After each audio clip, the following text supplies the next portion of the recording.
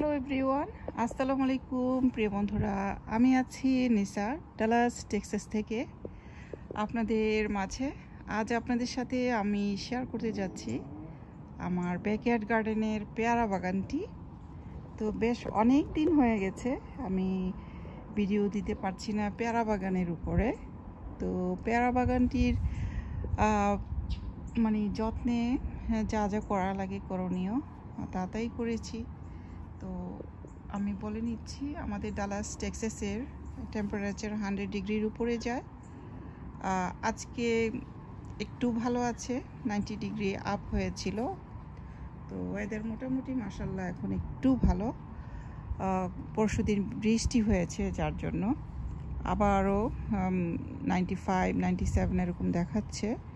তো সপ্তাহে একবার বৃষ্টি হতো যদি, তাহলে আমাদের সমস্ত গাছপালাই ভালো থাকতো।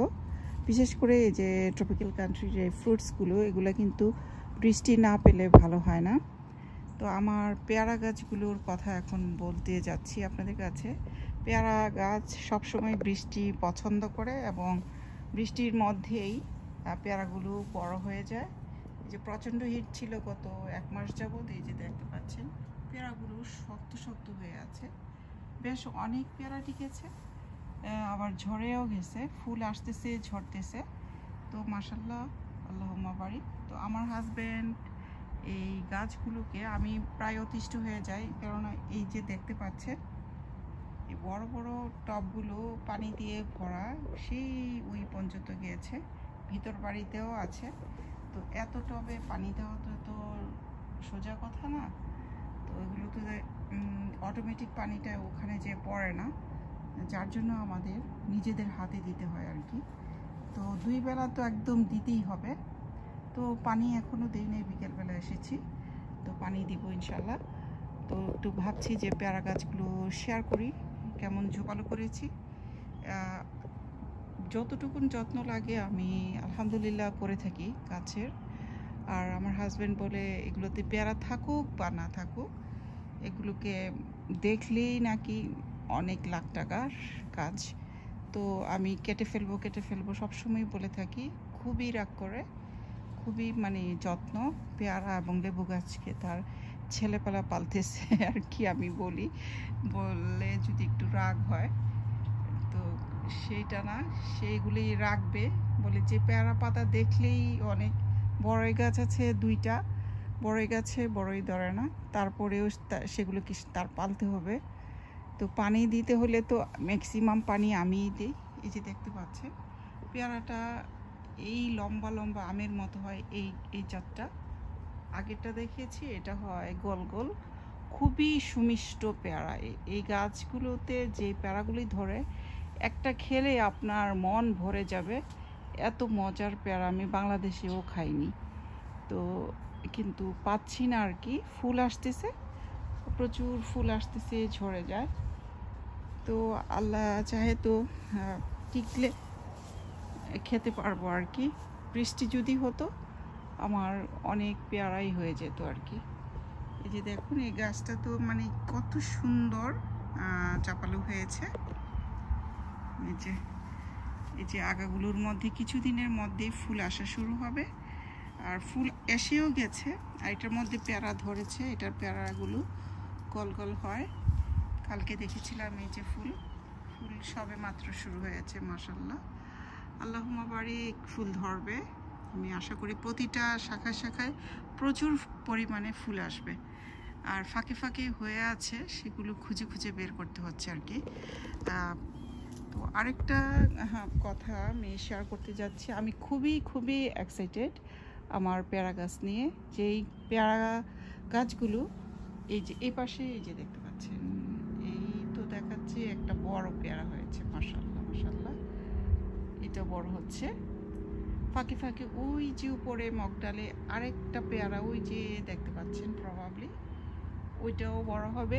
এই গাছটাতে 3টা বা 4টা পেয়ারা আছে। তো আমার কথা কি বলতে চেয়েছিলাম আপনাদের সাথে আবার ভুলে গেছি। যাই হোক, জি হ্যাঁ, ভুলে গেছি। সেটা হচ্ছে আমি এক্সাইটেড পেয়ারা গাছ নিয়ে, বিকজ আমি বীজ বুনে চারা করেছিলাম 4টার মধ্যে একটা দিয়েছি বড় আপুকে, আর আছে আমার কাছে 3টা। সেই 3টা গাছের একটা গাছে নিয়ে যাচ্ছি আপনাদেরকে, ফুল আসছে। আমি এত খুশি, এত খুশি, মানে ভাষায় প্রকাশ করতে পারবো না। গত 3-4 দিন যাবৎ ফুল দেখে এই চারা গাছগুলোতে, এই যে এগুলোও কিন্তু বড় হয়ে গেছে, এই বছরে 4 বছরে পড়েছে, তো তার মধ্যেও ফুল আসছে। তো আলহামদুলিল্লাহ, ফল আসুক বা না আসুক, আল্লাহ যেন আমাকে একটা ফল দেখায় যেটা কী টাইপের আমি দেখতে চাই।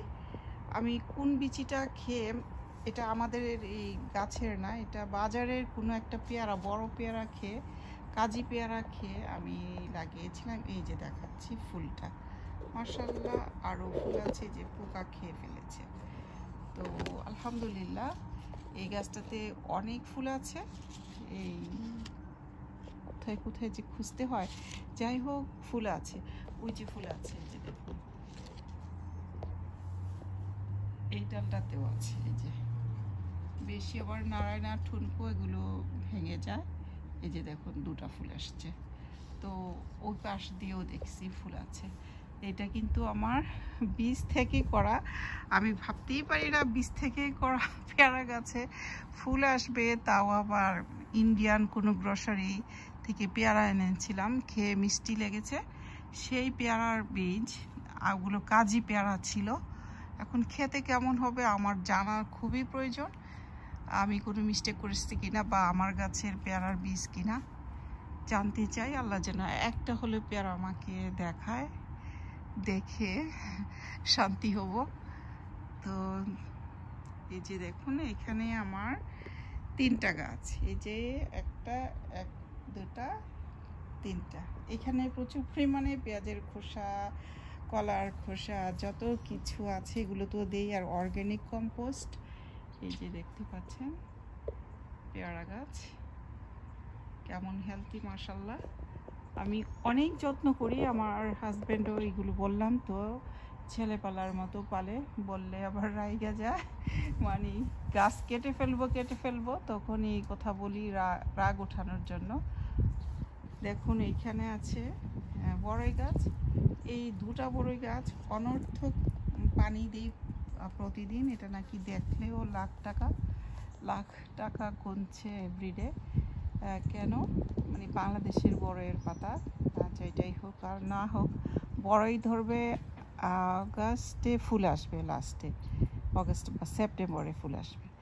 এই ফুল বড় হতে হতে ঠান্ডা নেমে যায়, ঠান্ডা নামলে কি হয়, আর এই বড়ইগুলো বড় হয় না, গুটি বাঁধে আর মরে যায়। তো এই গাছ সে রাখবে। তো আমি পানিও দেই, পরিশ্রমও হয়, তাকে তার থেকে কোনো ফল পাই না, তারপরেও সে রাখবে। আমি পানি তো দেই আমি, সে তো দেয় হঠাৎ তার ব্যস্ত মানুষ, সেগুলো সময়ও পায় না, দিতেও পারে না। তো এইটাই আর কি আমার পেয়ারা বাগানটি। এই পেয়ারা গাছ, এই বাগানের বড়ই, লেবু গাছ, বড়ই গাছ আর পেয়ারা গাছ, এই 3টা আইটেম নিয়ে এত, মানে সামটাইম বলি যে আধিক্যতা বলে না, আধিক্যতা করে।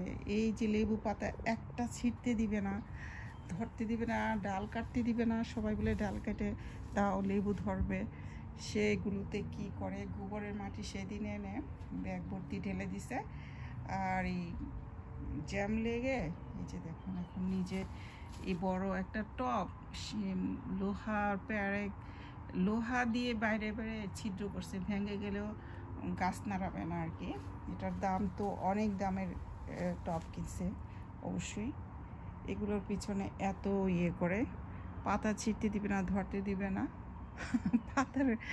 পাতা দেখে আর শান্তি করে, কবে লেবু খাবে বা হবে তার কোনো গ্যারান্টি নাই, কিন্তু তার যে কি প্রশান্তি পায় এখানে দাঁড়িয়ে থাকে, কাউকে আমি বুঝাতে পারবো না সে কি করে আমার সাথে, একদম বা এটার সাথে ঘেঁষে গেলেও চিৎকার করে উঠবে, এইটা নষ্ট হয়ে গেল, ডালটা ভেঙে গেল, এরকম। আমি নাকি যত্ন করি না, আসল মূল যত্ন কিন্তু আমিই করি, সে কিছুই করে না।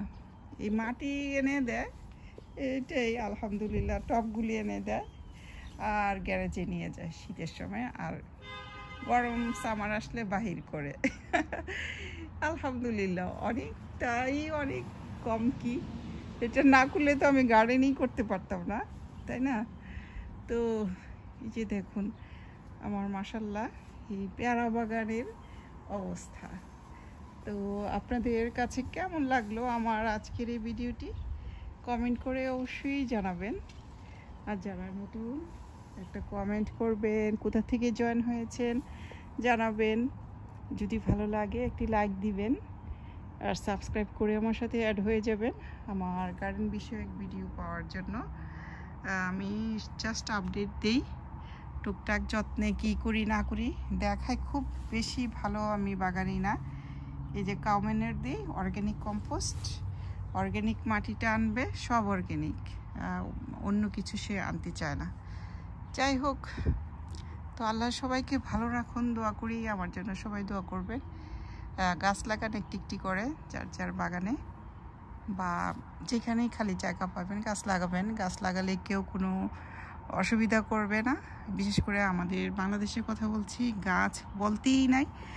দেশে বেরিয়ে আসছি, এই রমজানে গিয়েছিলাম, এত গাছের অভাব, চতুর্পাশে খালি বালি ধুলা, এই দেখলাম।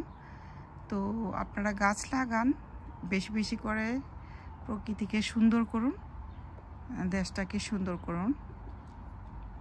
বিল্ডিং বানালেই চলবে না, সব গাছপালা কেটে, গাছ রাখা দরকার আমাদেরই জন্য। তো প্রিয় বন্ধুরা, ভিডিওটা এন্ড করছি। আল্লাহ সবাইকে ভালো রাখুন, সুস্থ রাখুন, এই কামনায় আজকের মতো বিদায় নিচ্ছি। তো আসসালামু আলাইকুম, আল্লাহ হাফিজ।